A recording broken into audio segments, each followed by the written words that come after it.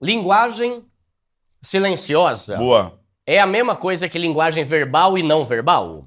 Tem a Não. ver? Tem a ver. Vamos lá. Vou até deixar aqui porque eu quero comer. Hum.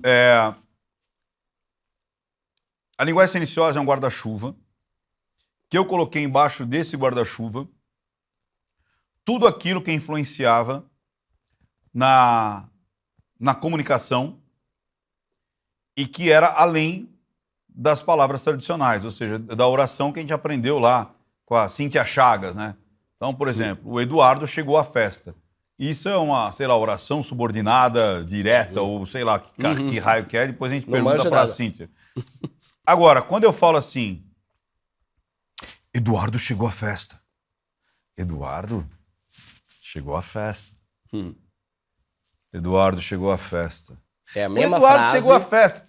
O Eduardo chegou à festa. É a mesma frase, mas existe um corporal, existe uma fisionomia, existe uma vocalização que mudou completamente esse sentido da frase. Então, a gente está usando aqui a linguagem corporal,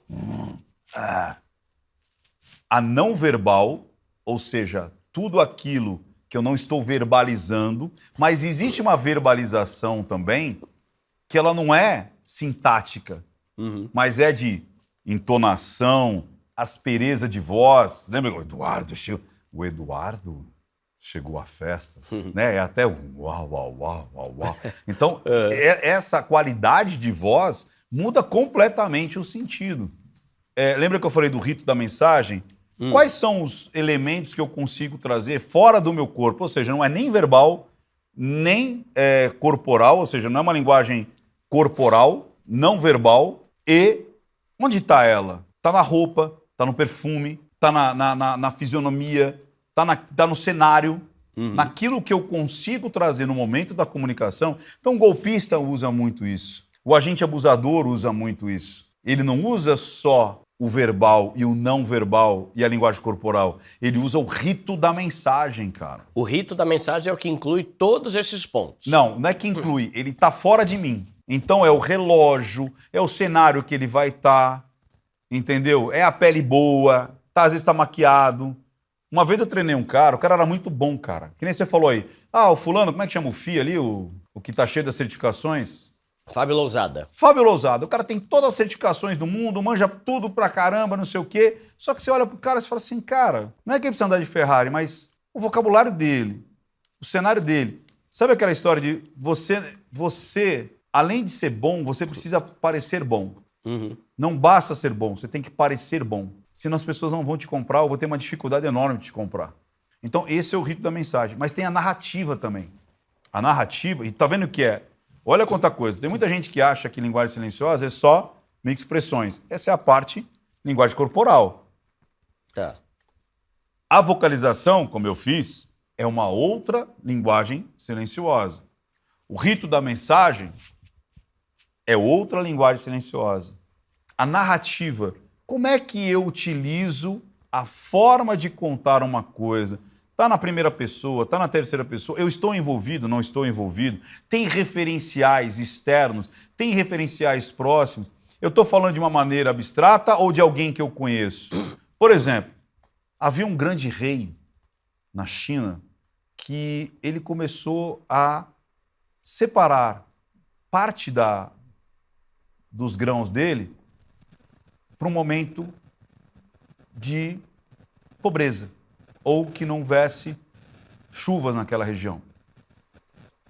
Havia um rei, Xi Huanyun, do século IV, na China, que ele percebeu que ele precisava guardar. O meu avô, aqui em Goiás, em 1947, ele percebeu que ele precisava separar uma parte da grana. Eu tomei um tombo uma vez, porque eu cultivava trigo. E aí eu percebi que, na cooperativa, a gente precisava separar uma parte. Em qual história você vai dar mais credibilidade? Você vê que quanto mais próximo de mim... Foi com ele, né? Deve ser verdade. Você está entendendo? Quanto mais próximo de mim, mais credibilidade. Então, por isso que quando você utiliza de uma narrativa específica, ou você muda essa narrativa, porque mentira é trabalho. Então, falar a verdade, você vai falar normalmente no seu ritmo, na sua forma de se comunicar, nos seus movimentos, como eu estou fazendo aqui agora, por exemplo. Uhum. E às vezes, se eu estou mentindo, eu vou fazer isso aqui, ó. Não, pode confiar, cara. Pode confiar. Uhum. Você entendeu? Uhum. Olha, o negócio é bom mesmo. Aí você fala, pô, o Ricardo é um cara que fala sempre com as mãos. Ele ilustra, é um cara que ilustra. Uhum. Aí quando ele vai falar exatamente disso, ele se fecha. Muda o movimento. E é meio que um padrão mesmo. Muda a tonalidade às vezes. Uhum. Ou ao contrário, o cara normalmente é assim. Cara, eu tenho um negócio bom pra Tá caramba. fora do normal bravo. dele. É isso aí, fora do padrão. Tá. Fora do padrão dele. Tá. Por isso você não pode decorar o livrinho. Não dá pra padronizar, tá? Exatamente. Entendi. E aí as pessoas acreditam que por não ter um processo único, quantitativo, observável, que serve como um modelo para todas as pessoas, então não funciona. Tá. E é justamente o contrário. Tá. Você Ele é muito não... personalizado. Claro, você tem que olhar, escanear o Duda e falar, deixa eu ver como o Duda é. Tá. Deixa eu ver como o Duda, por exemplo, usa a trajetória ocular. Por exemplo, você casou quando que você falou? 2019. 2019. Você lembra da igreja que você casou? Foi na verdade não foi... Olha, eu passando vergonha aqui com a minha esposa assistindo, né? Não foi numa igreja, foi num sítio em Mariporã. Sim. Gostaria de ir ainda, mas assim, vamos fazer o contrário. Imagina um país que não existe, com animais que não existem, e você... Ótimo. Se a pessoa parar agora o vídeo e botar para trás, quando você lembrou do sítio, você olhou para cá. Uhum. Quando você lembrou de algo que não existe, você olhou para cá. Então eu sei que você está no padrão. Eu só fiz essas perguntas e já captei que você lembra para cá, produz criatividade para cá. E isso varia de pessoa para pessoa? Exatamente. Ah, então não tem aquela regra. Quando você falou, se a por pessoa exemplo... olha para a esquerda é porque tá mentindo. Não. Ela normalmente, a maioria das pessoas é como você. Lembrança para cá, criatividade para cá, ou mentira para cá. Só que não é só mentira. Se eu perguntar algo para você que ainda não aconteceu, você fala, sei lá, Ricardo, não tenho nem ideia.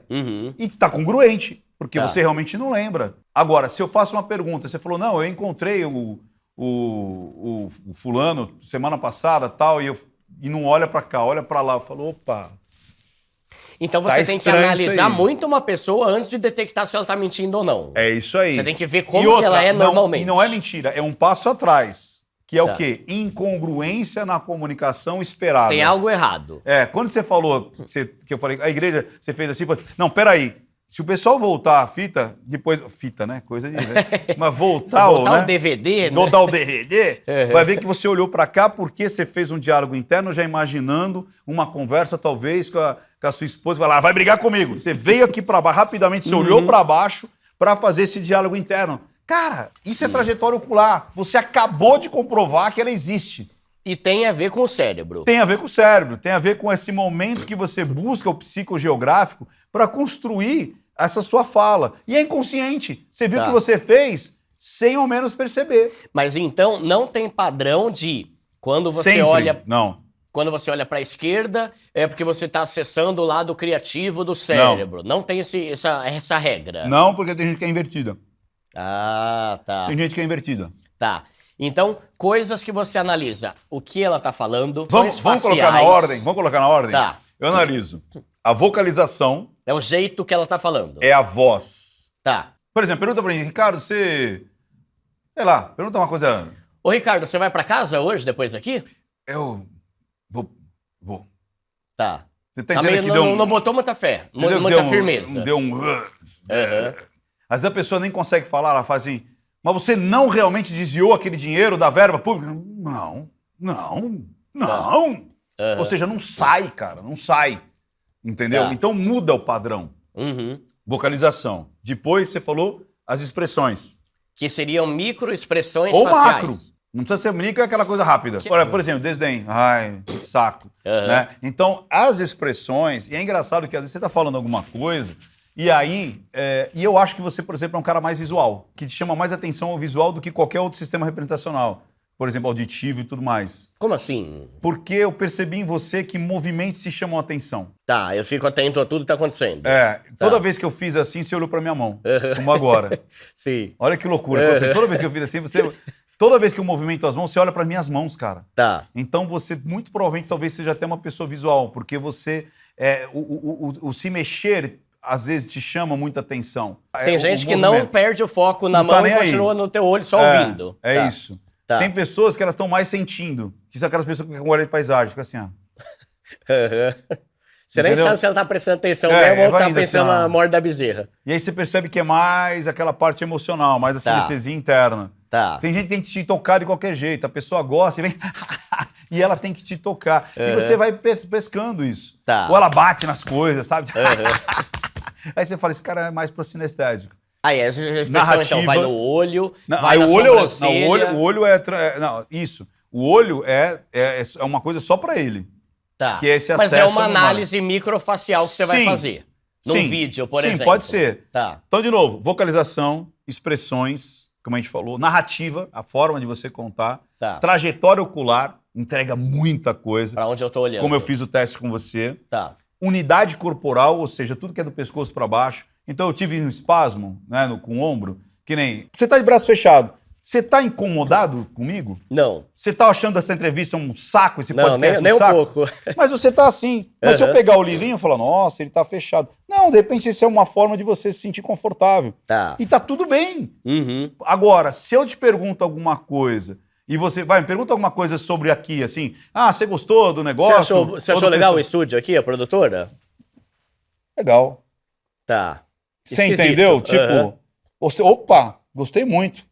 E aí, nesse momento, eu vou cruzar os braços e falar, pô, por que nesse momento que eu fiz essa pergunta específica, tal, ele se afasta e cruza os braços e fala, muito bom aqui, legal mesmo, sabe?